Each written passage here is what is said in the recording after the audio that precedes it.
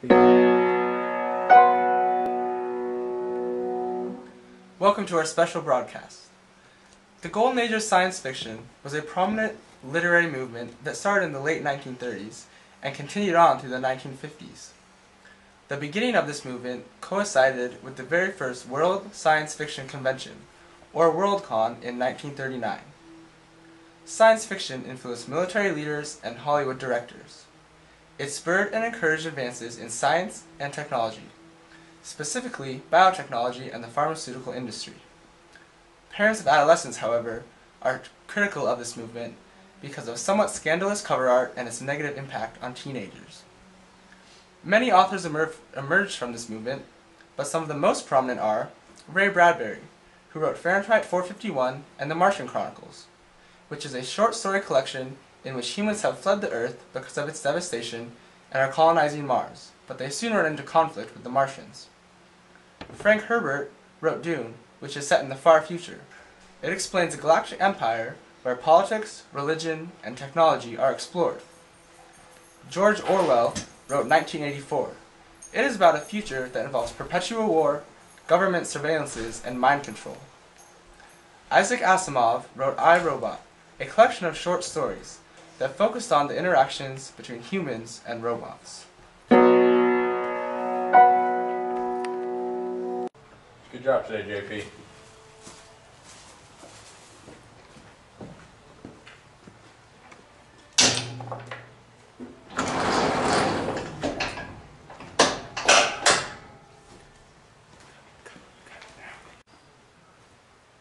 Oh hey, you caught me in the middle of work. I heard you guys are doing something on science fiction.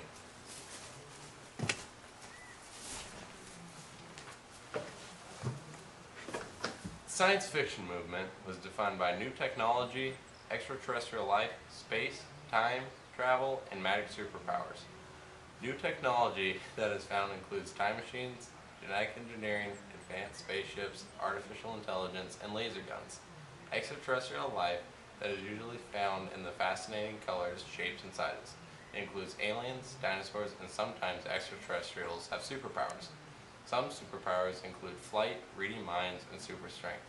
Time travel is prominent in many novels and films, and usually they travel further to the future or experience time shifts, constantly never staying in one time period. The book Cat's Cradle by Kurt Vonnegut explores the powerful effects of advanced science.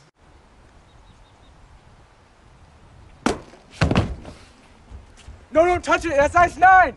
You're recording.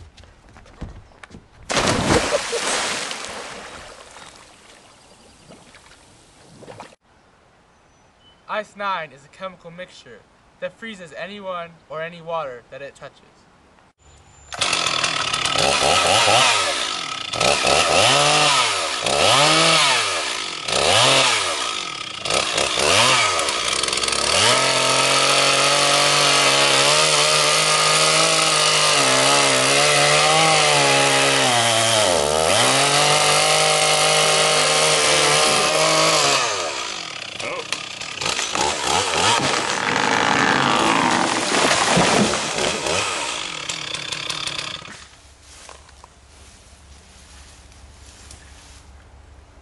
Oh hey, you caught me at work. Again. The book Slaughterhouse-Five, also by Kurt Vonnegut, explores constant time travel in deep space. Billy Pilgrim is in World War II.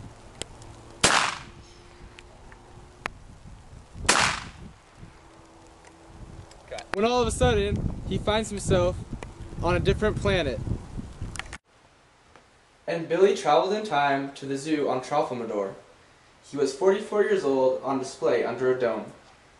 He was reclining on the lounge chair which had been made his cradle during his trip through space. He was naked.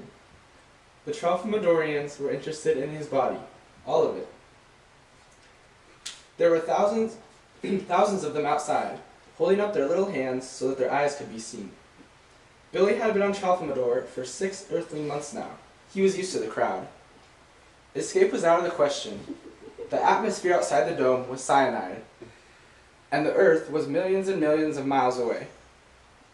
Billy was displayed there in the zoo, in a stimulated earthling habitat.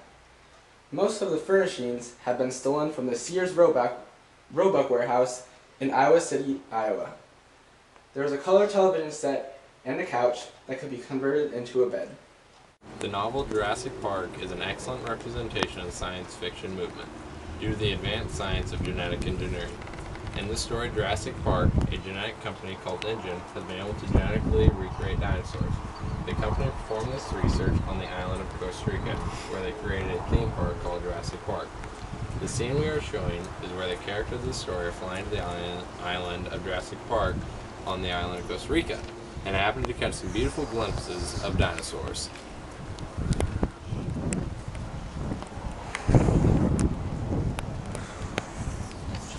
Is that a Tyrannosaurus Rex? Why, yes it is, just off to the left there. That's so cool! Yes, they are magnificent creatures. I'm so glad our company could genetically recreate these dinosaurs. Is the little green one a Triceratops? Wow, that's a great eye there, little Bobby. Oh hey, caught me at work. In 2001: A Space Odyssey, we find the use of space travel, wormholes, and extraterrestrial life. These are all big parts of the science fiction movement.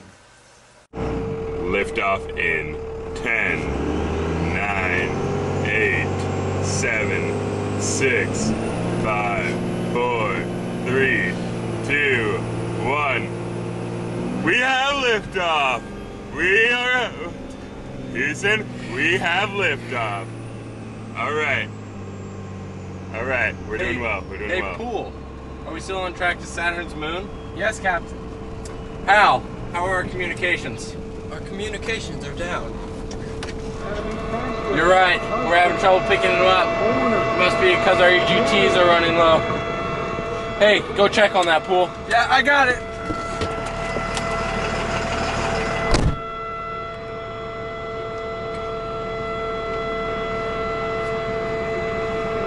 We're struggling. We lost him. We're gonna have to go on without him, boys.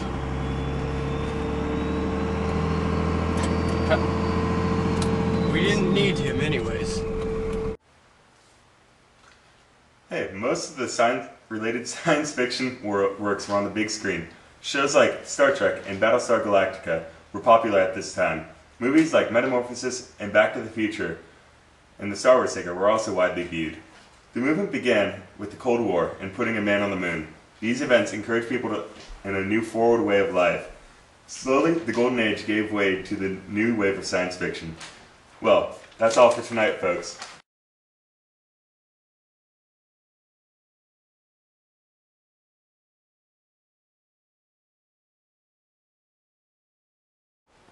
This is what the Trophimodorians were looking at. Right now I'm gonna get it. It's so gross. No.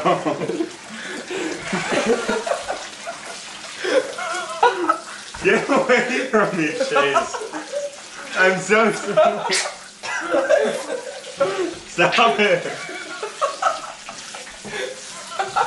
Okay. Get on your back, get it in the water. Oh my god.